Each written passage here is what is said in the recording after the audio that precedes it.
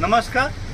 आम्ही कालपासून बसला उपोषण जन आंदोलन चालू केला. इथं पुलासाठी काम चालू आहे, पण आमचं जन आंदोलन खूप यशस्वी झालं नाही असं म्हणता येईल. कारण तहसीलदार साहेबाला मॅडमला आम्ही कालच माहीत झालं, पोलीस स्टेशनला माहीत झालं, आमचे शिवसाहेबांना माहीत झालं, पण इथं कोणीही विजिट दिली नाही. फक्त बोबडे साहेब आले काल PWDचे, बाकी अन्यथा कोणी आलं नाही इथे आणि विजिट दिली नाही. आशिष बाबू देशमुखला फोटो टाकला आम्ही. आशिष बाबूने आम्हाला सांगितलं होतं गावच्या लोकांना की निवडून दिल्यानंतरच आम्ही तुम्हाला रेल्वे पूल करून देऊ.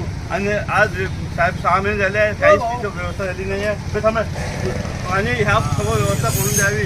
आणि आम्ही इथे 170 बंद होते आणि चालू होते, आणि याच्यात किती लोक असे धावत येते आणि किती ॲक्सिडेंट होते, किती लोक मरण पावले आणि खूप त्रास झाला आहे. आणि आपण सर्व लोकांना मदत करा आणि जास्तीत जास्त लोकांनी इथं फक्त सेल्फी काढा, एक सही आहे रजिस्ट्री सही करा आणि टॅक्स करा. आशिष बाबू आणि नितीन गडकरी साहेबांना आज गडकरी साहेबांचा वाढदिवस आहे, त्यांना आमच्याकडून शुभेच्छा.